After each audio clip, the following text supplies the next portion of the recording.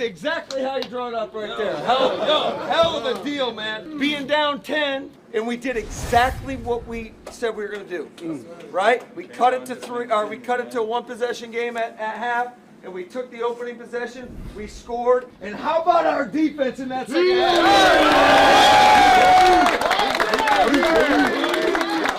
Hey, listen. That was a 4-quarter battle, man. That's a damn good football team. And we did it on a short week, on Christmas. I'll tell you what, man. We are a resilient group. Nobody flinched. We stuck together. It wasn't pretty at times, but in the end, we found a way. And that's what good teams do. Family on 3. 1, 2, 3. Family.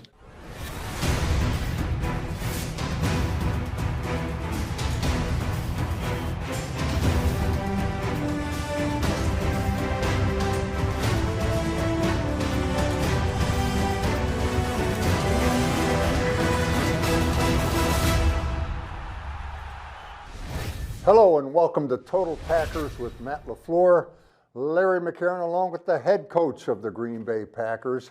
And Matt, you preach taking them one at a time. Well, the next one is the Minnesota Vikings at Lambeau Field with a lot on the line.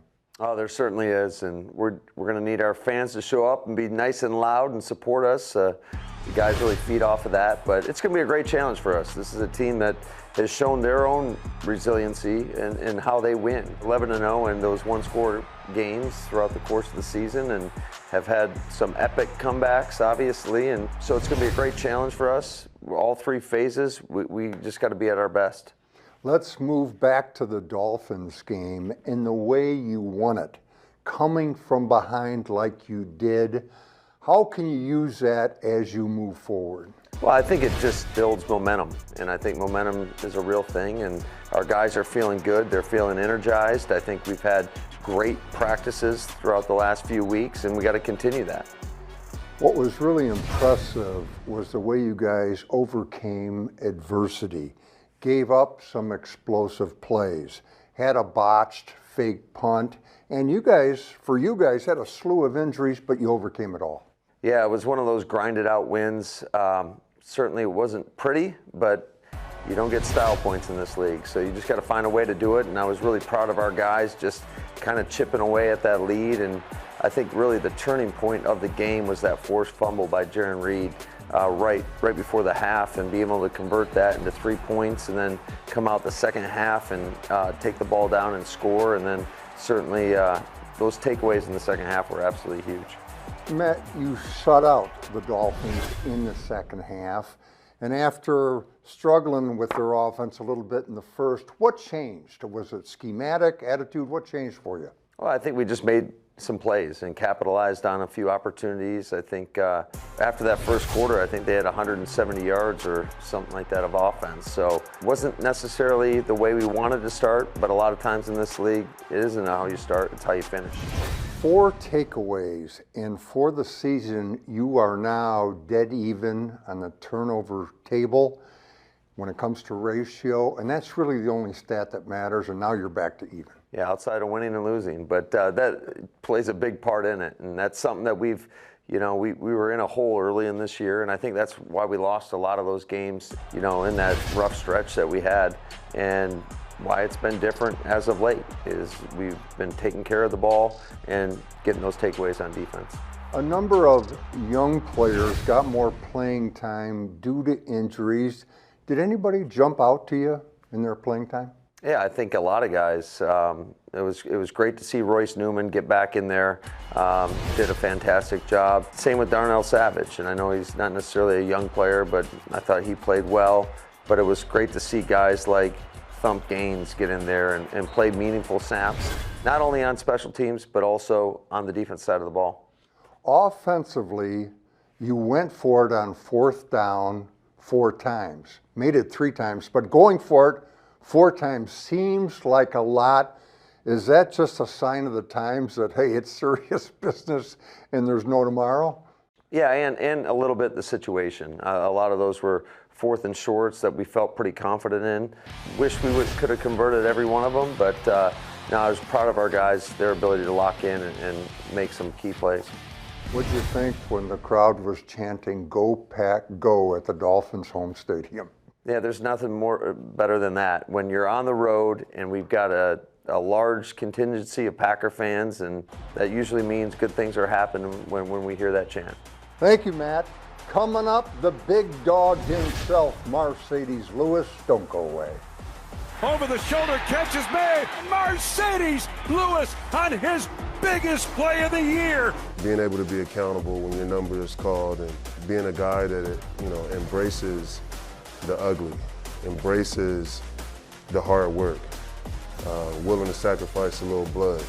That's what I'm about.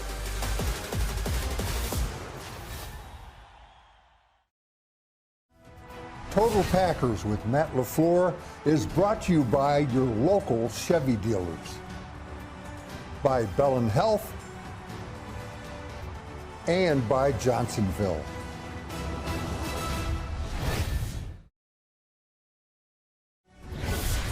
Welcome back. This one-on-one is brought to you by Quick Trip and Guaranteed Fuel. 17th season, 38 years old. Marcedes, come Sunday, the Vikings game will be your 250th regular season game. It's definitely a blessing to be able to play this game for such a long time and play at a level that allows me to continue to prove my value every day. There's not a day on this earth that I haven't earned, and that is just part of it. Have you had to adjust your game along that path? I definitely had to adjust my game along the way. You may not be getting a lot of targets and being able to catch the ball as much as you used to, but you're in your second prime. You're doing it at a level that guys that solely come in the league just being blocking tight ends are trying to do it at. You're blocking better than some of these linemen out here in this league, and it's something to be said for that. It's just important to me. The game is important to me, and being able to evolve, for as long as I've been playing, it's being able to be accountable when your number is called, and being a guy that embraces the ugly, embraces the hard work, willing to sacrifice a little blood. That's what I'm about, and that's what I've always been about. I put my hand in the dirt for a living, right? And with that comes a certain attitude and a certain aura that you have, and it's just a blessing. How do I get myself in position to play at a level that I can be proud of, and then my coaches and my teammates can be proud of, and just a product of it now. You know what's at stake? Ain't no better place or platform to be on when the stakes are high. Let's go out here and take care of business and go get us one. Let's ride out. Let's go, ladies. Bam on 3, 1, 2, 3. Bam. Was there a point along the way where you realized your job was more than playing? It was also about leading. It's bigger than just me putting my hand in the dirt. I think it was my third year or fourth year in the league. I was with the Jaguars, and Coach Jack Del Rio pulled me aside after practice one day, and he was like, hey, one way to take the next step of being a true competitor and leader is bringing somebody along with you. I understood it. If you see a guy with his head down, or you see a guy that wasn't able to make a certain play, or feeling like he's not a part of the team at a certain point during practice or in the game, it's okay to be that guy to put your arm around him and be like, yo, I'm with you, we're gonna get through this. And I think from that point on, I just never looked back, and it just continued to stack and grow. And here I am now at 38, I've seen a lot. I've been able to evolve not only as a football player, but as a person. And this is what you guys are getting now. The playoffs looking more and more doable. It's one game at a time.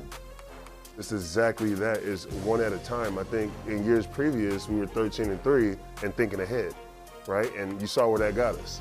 So I think, with all of the adversity that we faced this year, and really having to embrace the grind and like claw out wins, the next game is the only one that matters right now. And if we take care of business there, then the next big game is the next one after that, and so on and so forth. And so that's the approach that we're taking.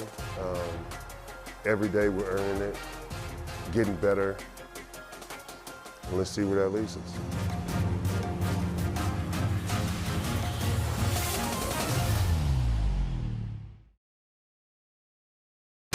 Bam on three, 1, 2, 3. Bam.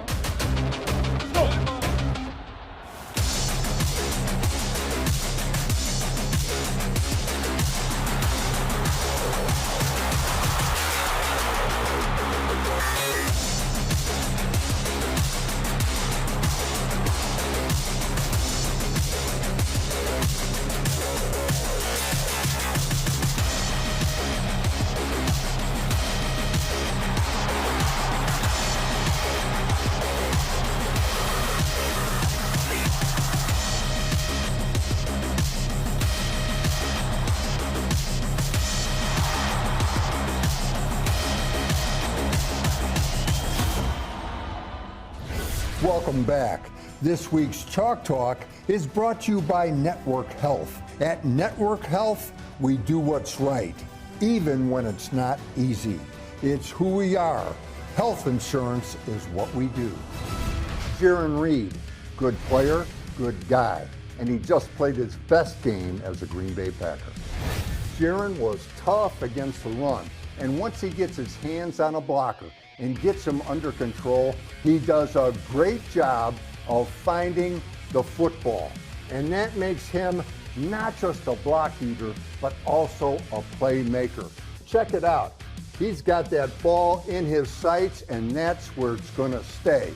And because he's got the blocker under control, when the time is right, he can set him and make the tackle. Jarran was the Packers' top grading player against the run. Pass rush, and Jarran uses the rip. You see his right arm? He uses the rip to gain leverage, and now he can walk that blocker right back to the quarterback. Quarterback starts to move, and Jarran adjusts immediately. He goes from the rip to the swim over the top. See the secondary move? And now he's got the blocker beat. He scores the sack with some help from Kenny Clark. And Jarran also led the Packers in pressure. Now the ultimate in defense, taking the ball away. Jarran gets his hands on the blocker, looks for the football, finds it, now watch his left hand. He just rakes the ball out. That is textbook technique. And then Jarran's rolling around on the ground, but has the presence of mind to find the football, recover it, and then he gets up and lays a spin move on the Dolphins. Now that didn't count, but the Packers kept the football, kicked a field goal right before the half, and the game changed. Jarran Reed doing it all in his best game as a Green Bay Packer.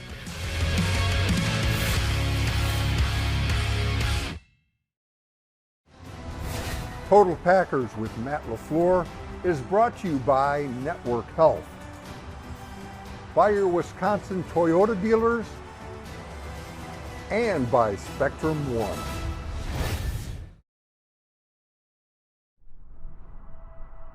Finding the words to describe a player like Mason Crosby isn't always easy. But for years, we've done our best to do it anyway. To the fans, he's a staple, a Packer, and often a hero. To the locker room, he's a calm, cool, collected leader, Mr. Clutch. To the upright, and it is right down the middle. It is good. To others, he's a loving husband, a father of 5, and a loyal friend. 15 years ago, this All-American kicker out of Colorado was drafted to Green Bay and immediately placed in a training camp battle for a roster spot. Well, he won that spot and never gave it up. And here we are, 256 consecutive regular season games later. A record many thought may never get broken. Now belongs to number 2. Mason Crosby has done it again. They haven't all been perfect, but in an imperfect game, sometimes the only thing you can ask for is reliability. And to that extent, Mace has been the standard. Not many have been there since the beginning to see all he's accomplished, but from my vantage point, there is no one I would trust more to make a kick in any weather with a game on the line. Home or away, regular season or playoffs, first quarter or overtime, rain, shine, snow, cold, or really cold, his ability to deliver year after year is what makes him one of the greatest kickers in NFL history.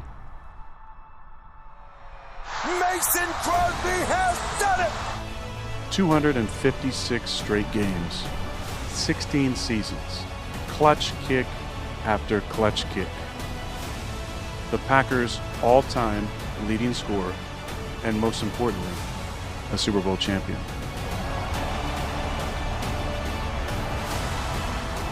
To an all-time teammate and my dear friend, Mason Crosby. Thank you, buddy, and congrats. Welcome back. Time to hand out game balls. And Matt, on special teams, you went with Mason Crosby. Why on earth did you make that decision? That's a great question. There was actually a lot of guys on teams that had outstanding performances. I think you could, Keyshawn Nixon, certainly with his returns. Our coverage units were great, outstanding. But Mason, being 4 for 4 on those field goal attempts, that's why we picked him. Also set the record for consecutive games and total games as a Green Bay Packer. And as you mentioned, did it in perfect fashion. On offense, you went with Elgton Jenkins and Allen Lazard. Yeah, Elgton coming off that big payday, he's continuing to get better and better and better and revert back to his form prior to the injury. And then Allen Lazard obviously had some key catches, but also his contribution, we talk about it every week, in the run game is absolutely critical. Many times he's at the point of attack, making some big blocks, whether it's on defensive backs, linebackers, or defensive ends. On defense, you went with Rasul Douglas and then also Jarran Reed, who I thought had his best game as a Green Bay Packer. Yeah, I would agree with that. I think Jay Reed, we talked about the forced fumble and recovery, but you could feel him all game, just getting pressure on Tua, creating havoc up front. And then Sewell, I just love how he competes. And he had a great PBU. He challenged Tyreek Hill. He was one-on-one with him on a go ball down the sideline and on a critical third down. And then obviously the play at the end of the game. But he was probably the most consistent guy on our defense. Thank you, Matt. Coming up, the last word from the coach. Stay with us.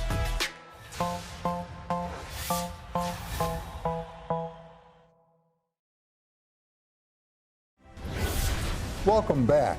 The Last Word with Matt LaFleur is brought to you by Construction Business Group and Wisconsin Operating Engineers.